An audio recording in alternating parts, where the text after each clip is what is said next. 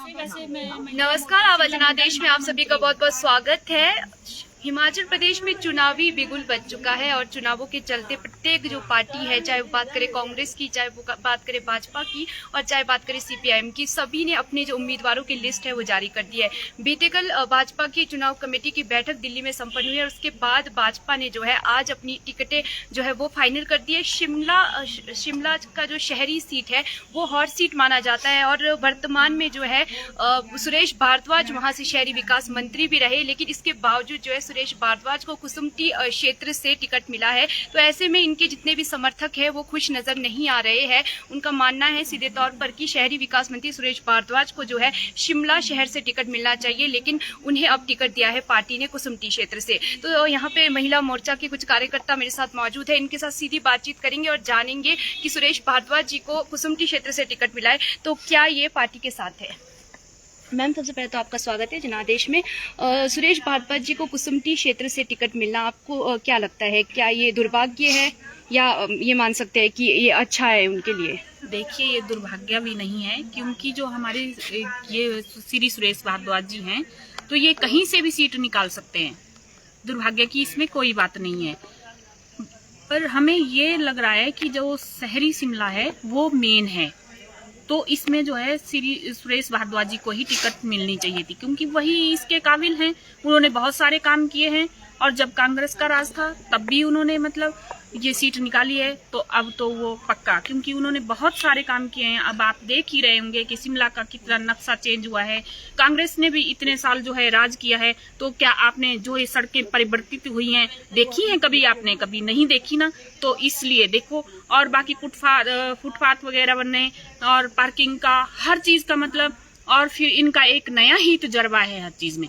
ऐसा नहीं है कि हमें संजीव सूद जी से कुछ वो है कि उनको नहीं मिलनी चाहिए, पर हमें ये है कि सीट जो है निकलनी चाहिए हमारी, इसलिए हमारा विरोध है कि सुरेश भारद्वाज जी किसी भी क्षेत्र से अपना सीट जो है निकाल सकते हैं। वो तो निकाल शिमला जो शहरी है क्षेत्र है वहां से पार्टी ने उनको टिकट नहीं दिया है, कुसुम्पटी से अब वो लड़ेंगे चुनाव। तो क्या आप इसका समर्थन करते हैं? आपको लगता है कि अगर शिमला क्षेत्र से अगर इन्हें टिकट नहीं मिला तो यहाँ कुसुम्पटी क्षेत्र से ये लड़ेंगे? क्योंकि हम जो है शहरी सीट हारना नहीं चाहते, इसलिए हम विरोध में रहेंगे।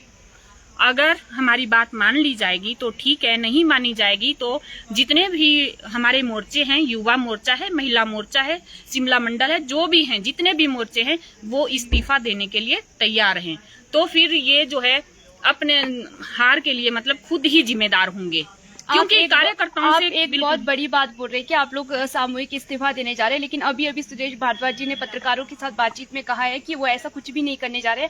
कार्यकर्ता है, कभी भावुक हो जाते हैं, भावनाओं में बह जाते हैं, लेकिन वो उनका कहना है कि वो यहाँ से लड़ेंगे। देखिए, वो उनकी मर्जी है, जो उन्होंने करना है वो उनकी मर्जी है, और हम कार्यकर्ता हैं, हम फ्री होते हैं, हम अपने हिसाब से करेंगे कि क्या अच्छा लगता है, क्या बुरा लगता है। और हम जमीनी स्तर से जुड़े होते हैं, हम दिन को भी काम करते हैं, सुबह भी शाम को, जब भी जमीनी स्तर से जो काम करता है उसको ज्यादा पता होता है, और ये हमारे बारे में नहीं बोलेंगे, पर हम जो हैं इनके लिए लड़ेंगे।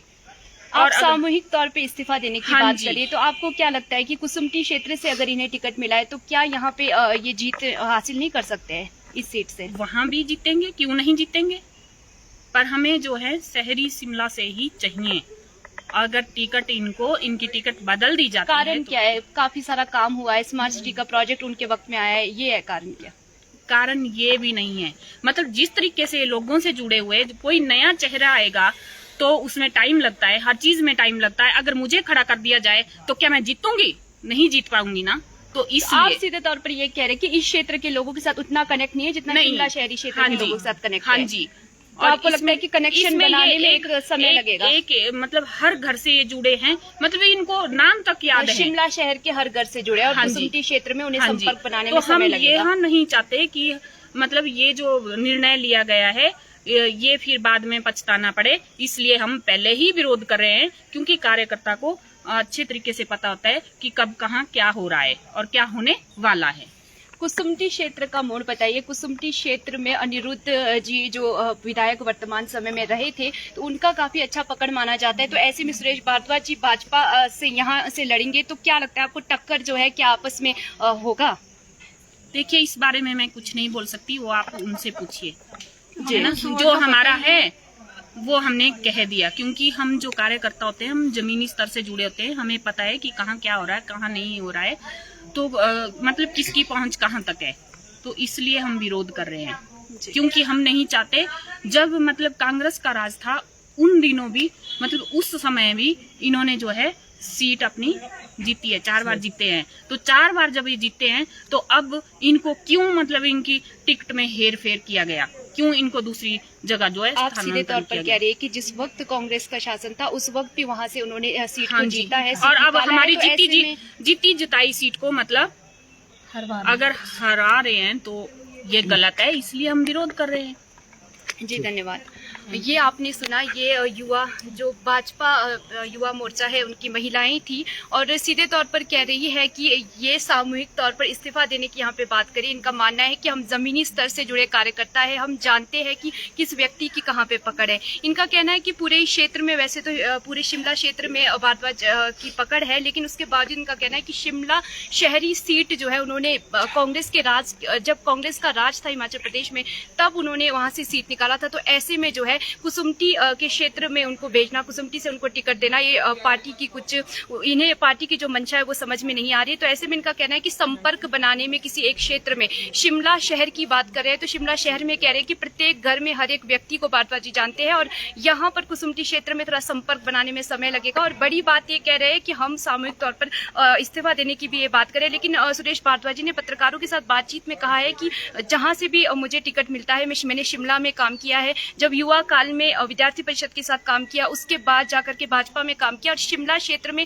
किसी भी जगह से उन्हें टिकट मिले वो काम करेंगे। तो हम आगे सुरेश भारद्वाज जी से भी बात करेंगे, उनके आवास पर हम अभी मौजूद है। इस वक्त यहाँ पे बैठकों का दौर लगातार जारी है, बैठक कर रहे हैं, लोगों से बातचीत कर रहे हैं, अपने समर्थकों से मिल रहे हैं। तो इसके बाद हम उनसे भी बातचीत करेंगे और जानेंगे कि वो क्या चाहते हैं, वो क्या पार्टी से मांग कर रहे हैं कि उन्हें वापस जो है शिमला शहर से टिकट मिले या कुसुम्पटी क्षेत्र से वो खुश है। बात करूं हाल ही में कुसुम्पटी विधानसभा क्षेत्र की, तो ये यहाँ पर जो है वर्तमान में कांग्रेस के ही विधायक जीते हुए हैं। तो ऐसे में देखना होगा कि अगर सुरेश भारद्वाज जी यहाँ कुसुम्पटी क्षेत्र से अगर चुनाव लड़ते हैं तो टक्कर कैसा होगा और आपस में जो है क्या परिणाम आगे निकलता है। बहरहाल इस जानकारी में इतना ही। राजधानी शिमला से समीक्षा डेरियान।